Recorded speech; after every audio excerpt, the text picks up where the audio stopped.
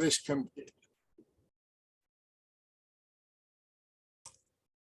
So here we go. It's another Thursday evening. It's a bit of a calm before the storm, I believe, literally. I had two appointments tomorrow, Ashford based, and they had both been requested for a delay. So got another meeting, which is pretty cool, but you know what? I'm going to be staying here in the office for the day, and that's fine, but lots to do.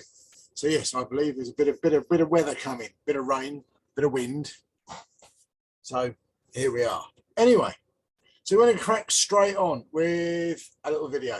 For those of you who were seriously active on social media today, I did actually broadcast it this morning. It kind of worked because today is Random Acts of Kindness Day.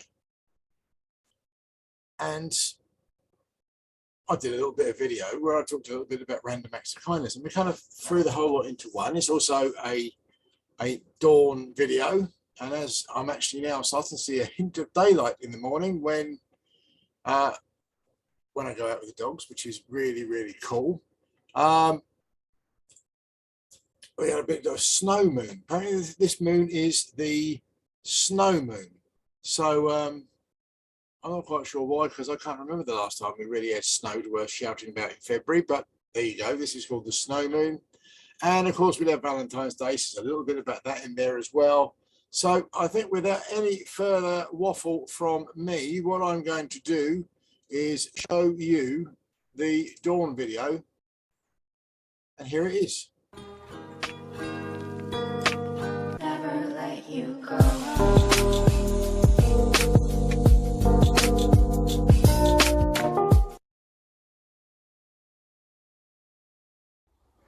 So, it's Wednesday, the 16th of February. The second full moon of the year is behind me.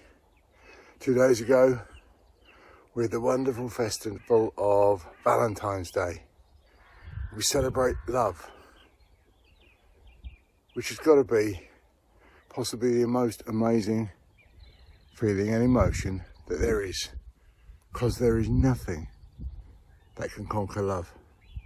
That's stunning. But it's a full moon, so there's energy in the world, vast amounts of energy. How are you going to use that energy? It's amazing. I've had one or two epiphanies. We had a walk on Saturday, described as an epiphany, described as a walk or experience that if everybody in the world did would make this world a better place. That's powerful.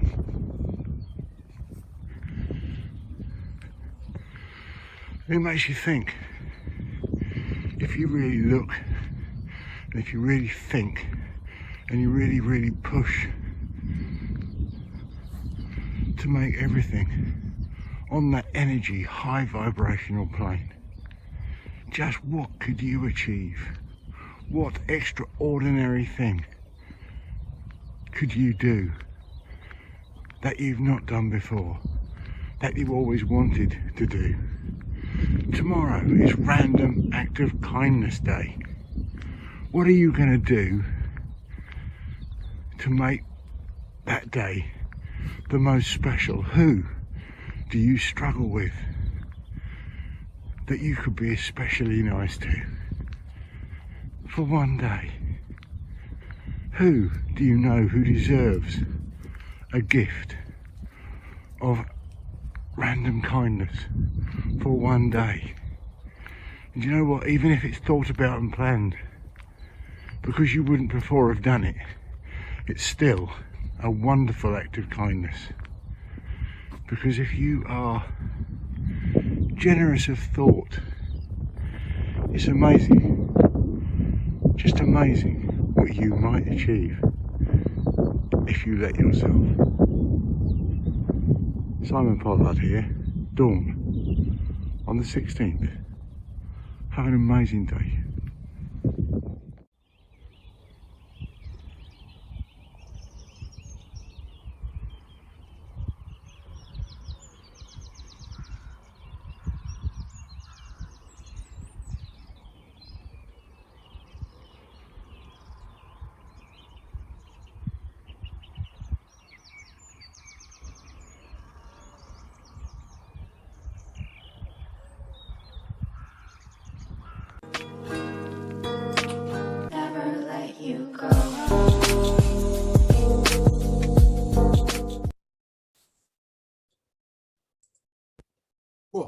So there you go. That was Dawn. It's funny. Sometimes we let ourselves get distracted by what's not happened or people who are not there. And it was quite amazing when we did the walk at Dote Church on Saturday. Numbers weren't incredibly high, and the lady sort of said, I'm quite surprised you did it when there's kind of just me here. The numbers were 1. But you know what? We concentrate on those people who are here and in our present and the right now. And if we do that, they will generally turn around and deliver dividends. The lady, Helen, she had an amazing day. She'd written us the most amazing testimonial, and it's there on Google. We've got a little bit of fun with their Google sites at the moment, but it's there. You can see it. And she did talk about the walk being an epiphany. And she did talk about, after the walk, being able to see the world without looking through a fog. She did state, if everybody in the world did one, the world would be a better place. Do you know, it's not about, well, maybe it is about what you can give, but it's about when you give things, what comes back, which is unreal. And you know, when I sat down and we were looking at how we're going to work out this year and what we wanted to achieve from it, and you should always try and have something that you are looking forward to that should be achievable. You know, without too much, you know, you need to work for it, but it's going to happen. You should have something that you should be able to achieve, but you've got to put a lot of work in, or you've got to talk to a lot of people, you've got to make a lot of things happen. You know, something that is realistic, but really is still achievable. And then you need to have something which is completely off the wall, completely, you know, you don't know how it's going to happen. And you put it out there, and, you know, you put it out there into the world, into the universe, and you say it and you put it there, because it's quite amazing how often when you actually do something and you say it and you write it down and you shout it out loud, it has a chance of happening.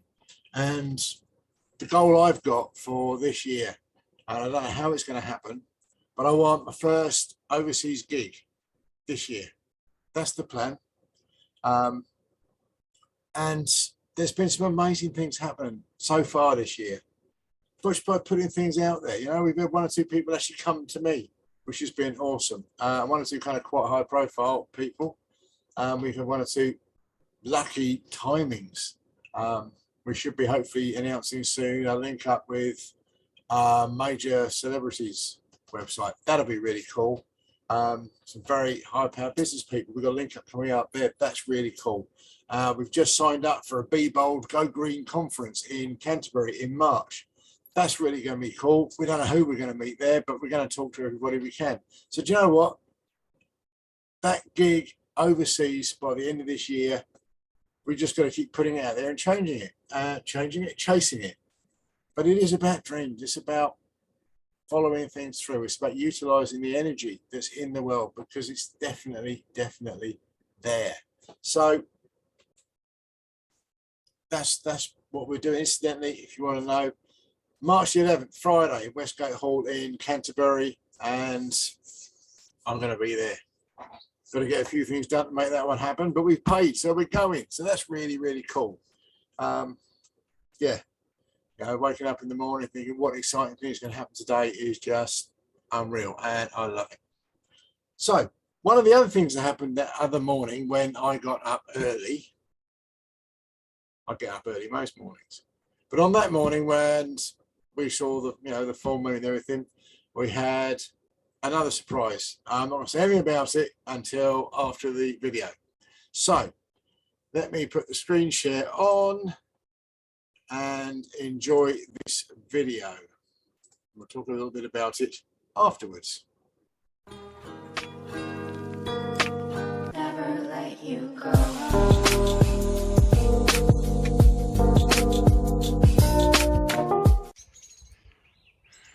So, if you listen carefully,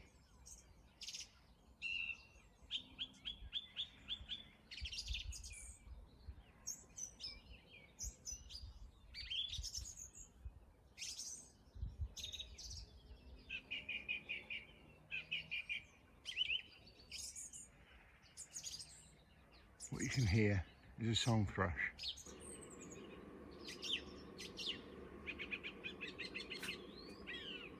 He started singing in January. Now in February they're very loud.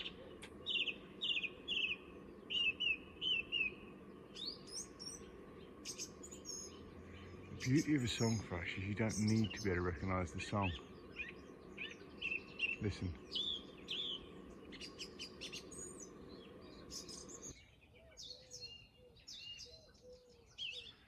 Song thrush repeat almost everything. Sometimes up as 5 or 6 times.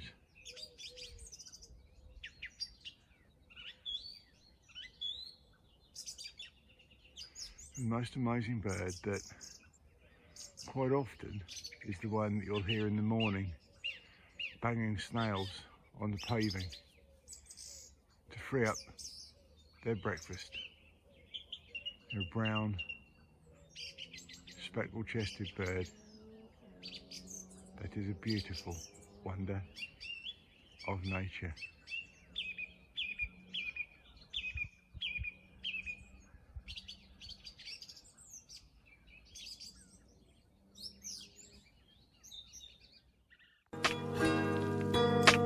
Never let you go.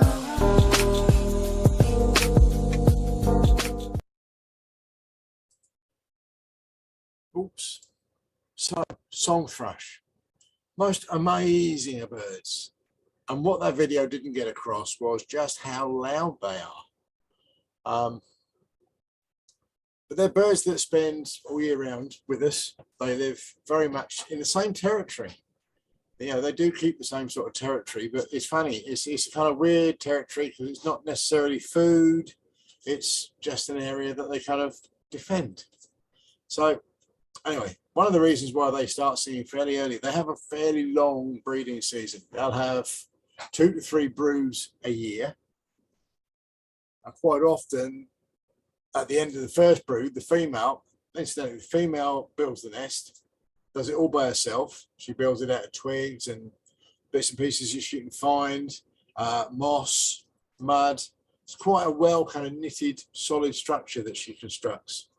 But she'll come to the end of that first brood and she'll pretty much leave the male bringing up the youngsters and then go off and quite often get a nest together for the second brood. So they kind of, yeah, they're kind of quite busy, kind of start quite early. The youngsters, they brood, fledge, fly, fledge, and around about 2 weeks of age. If there's danger there, they can actually fledge earlier, but they tend to fledge at around about 2 weeks. And as I say, the male will then feed them, keep them moving. The female will lay 2 to 3 eggs in the nest. She tends to lay 1 a day, which is kind of quite common for some birds, but she doesn't start roosting until the last egg is laid. So they should then all hatch at around about the same time. It's pretty cool. Now, as I said in there, they will eat earthworms, and snails are a large part of their diet. And it's funny, if you've got a local one, they tend to like to break snails on the same slab in the same spot. We used to have one that used to wake us up in the morning. We're snapping away with a snail, because obviously you've got to get the shell off, otherwise it's all a bit crunchy. So they'll eat those.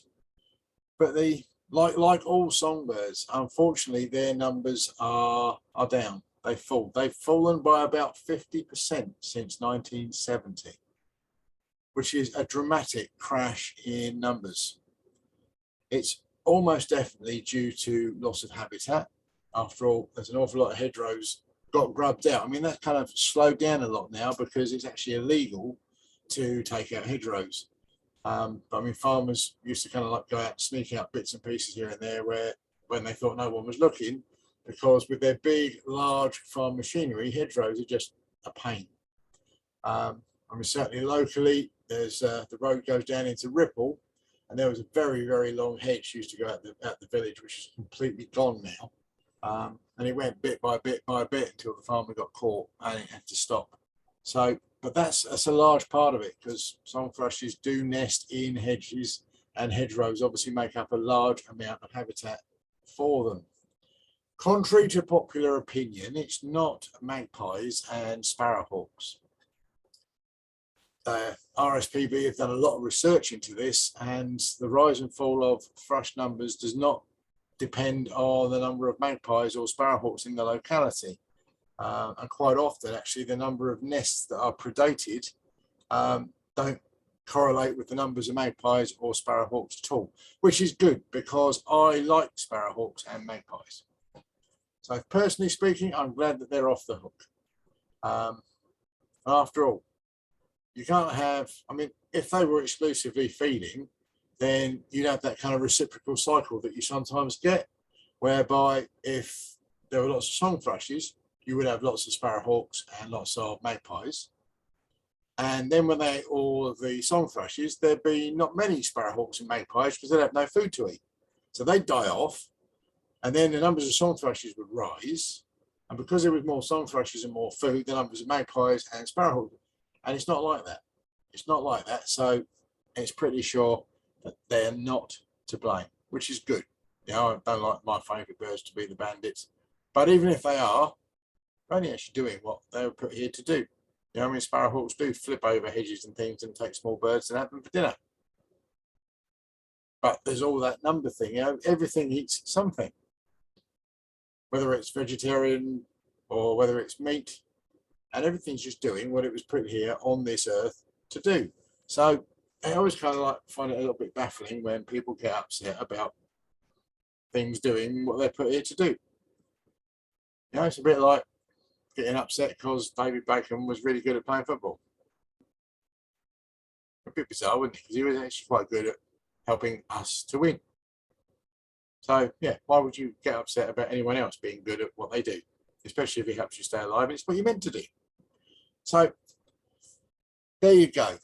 Song thrushes, amazing birds. And as I said, when you hear them, it's easy because they repeat everything, loads. And they're the only birds that do it kind of that to that extent. I mean, I know that great tits will quite often repeat the teacher sound, and chiff chaffs will go chiff chaff, chiff chaff, chiff chaff, but they don't repeat it quite like the song thrush does. And sometimes even quite intricate song patterns they'll actually repeat in the same way. So yeah, really cool. And as you say on the picture, they're really brown with that really big speckled chest. The only bird you could really confuse them with would be the missel thrush, which is kind of bigger and grayer. We don't get so many of those, and we certainly don't get them in our gardens in the same way. So yeah, song thrush. There you go. So that was that. So anyway, moving swiftly onwards again, great books. And I kind of like that book section. I mean, I probably said it on here before. I certainly said it several times. I get a bit of a reputation as a bookworm because I'm quite often reading. If I've got a spare moment, I'll read. But it's funny. It's not so much about reading. It's about knowledge and about learning. And the book I'm going to talk a little bit about today is a book called Of Water and the Spirit. It's this one. You see there, it's by a fellow called, I can't remember his name, let's go, Malidoma Patrice Some. And I picked it up because of the book I was reading, which became The View Over the Wall. And having got this idea for this main chapter that an awful lot of the religions and philosophies and all kind of came from the same place, I wanted to go out and do a fair amount of reading to see if that actually was the case. And to a large extent, it was. Patrice Some was an African child who was actually kidnapped. I'll say kidnapped by the English colonists who went over there to convert him to Christianity. And he got taken to an English-speaking Christian school where he had a pretty rough time, got beaten senseless and somewhat amount of brainwashing, until he eventually managed to escape and go back to his village, where he then actually went through the ritual of manhood, but he did it about 6 or 7 years later than all of the boys that are grown up normally in the village, and he had a really, really tough time of it. But it's a real book of strength and success and faith. He actually, in the end, lived in America and did a lot of talking, a lot of presentations, a lot of speaking gigs about his experiences and his beliefs. But what was quite amazing was some of the rituals that, if like, the boys would have to go through on their rites of, you know, graduation, growing into adulthood. And quite often they would go to these places, parallel universes or whatever, if you like. Maybe it was kind of trance. Some of them didn't come back. And the reason for going to these places was to actually find out what your purpose was in this life, why you were put here. And sometimes you have to go back into your past to actually work out what that was and find out. And again, so there's a lot more about it in the view over the wall. That book there, so check that one out. But I'm just going to read a short extract, which kind of did form a part of what I put in the book. I mean, I'm one of these. Most of my books, if I've ever used them to write, I've got pencil marks all over them. So anyway, this is about where we've come from, and it's got the four corners of 4 directions in it. And I just thought I'd pick out a little section to read. This is well, they've gone out for the kind of like the right of manhood, and this is the fella who's in charge talking to them. No one's centre is like someone else's. Find your own centre, not the centre of your neighbour, not the centre of your father or mother or family or ancestor, but the centre which is yours and yours alone.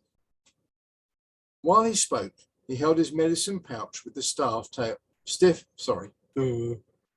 While he spoke, he held his medicine pouch with the stiff tail pointing upwards. He walked slowly, as if moved by an imperceptible force and animated by a vibrant youth that knew no fatigue.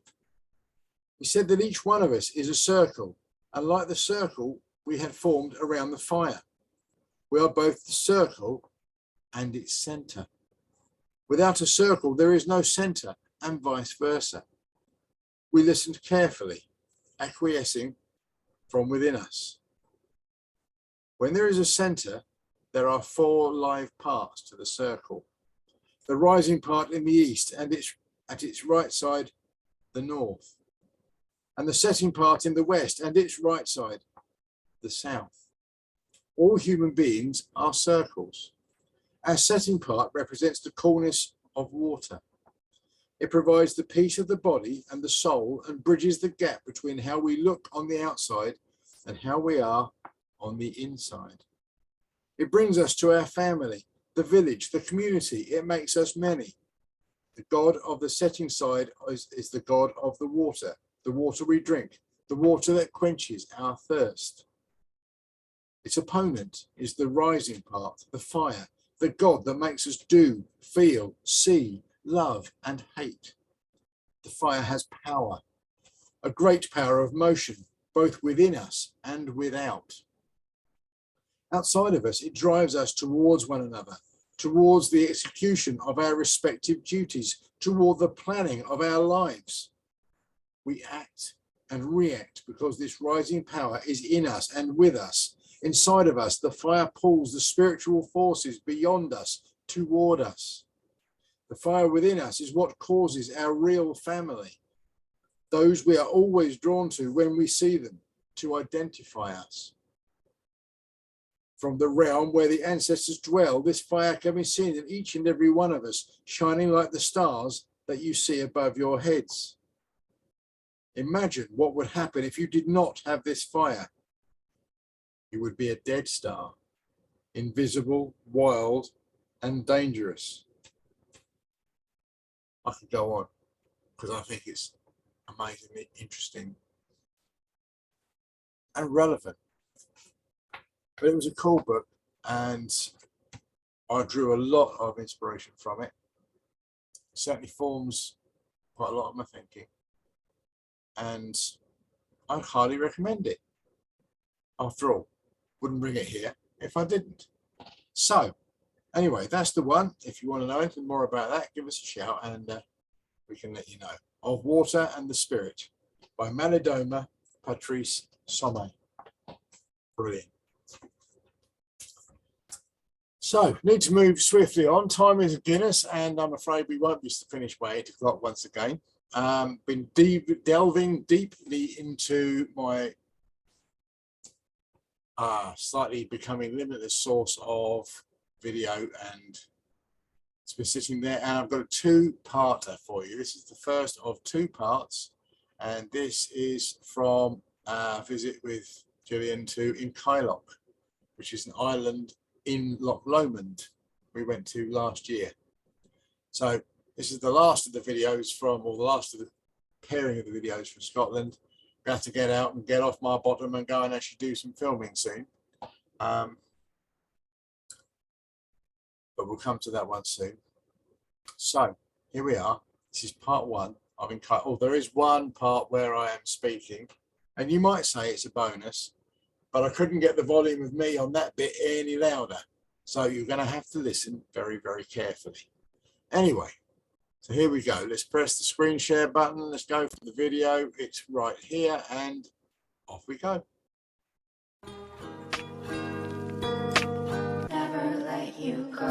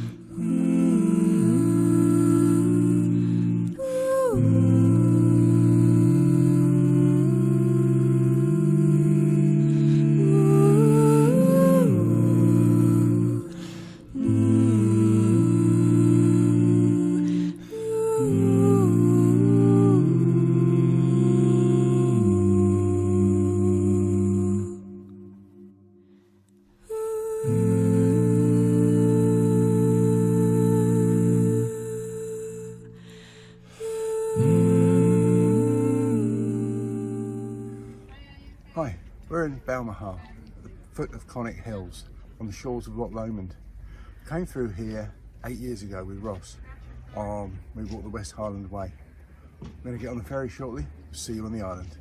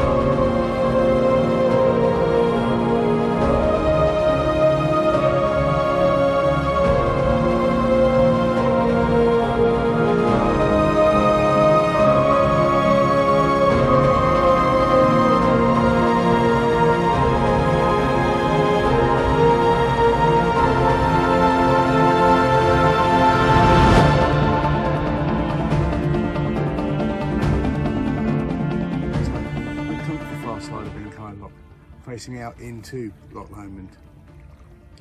And we're in one of those strange situations where you want people to come and enjoy the peace, enjoy the solitude, enjoy the sound of the water, enjoy sunshine, enjoy sounds of birds. There's blue tits and great tits we could hear in the woods as we came through.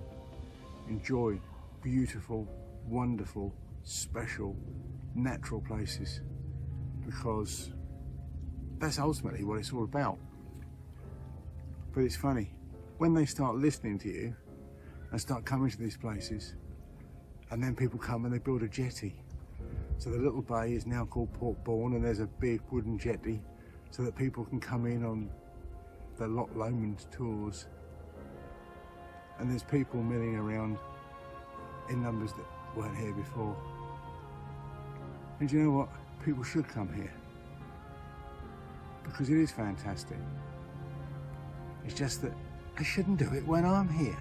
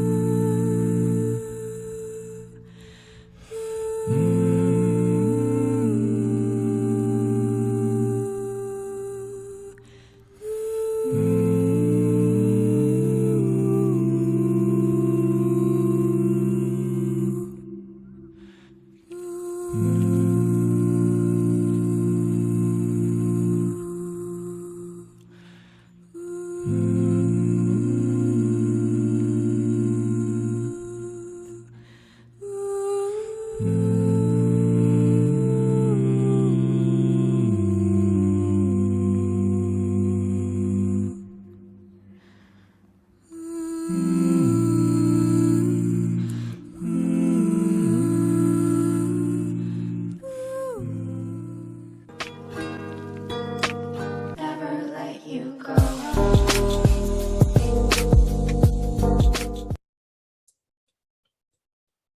So there you go. That was Inchailloch Part 1. Next time we look at roots and trees. We go and have a look at the churchyard, and we go up on the top of the hill. Quite a high up hill. So that was pretty cool. It was a lovely day. But there you go. So I think that kind of brings us mostly to the end. A couple of dates for the diary. March the 11th, we're in the Westgate Hall, joining the Be Bold, Go Green conference. Next Saturday, the 26th of February, we're running a Five Senses walk experience from the Hare and Hounds in Northbourne. And go find the website simonpollards.uk, and you can book up on there. Be really, really cool. A walk described as an epiphany, as described as if everybody came on one of these walks, the world would be a better place. I kind of rather like that. Anyway, thank you very much for being here. It's been amazing. We'll get the video up on YouTube probably beginning of next week. And see you next week. Have a cracking week, people. And yeah, we'll see you then. Cheers. Goodbye. Bye.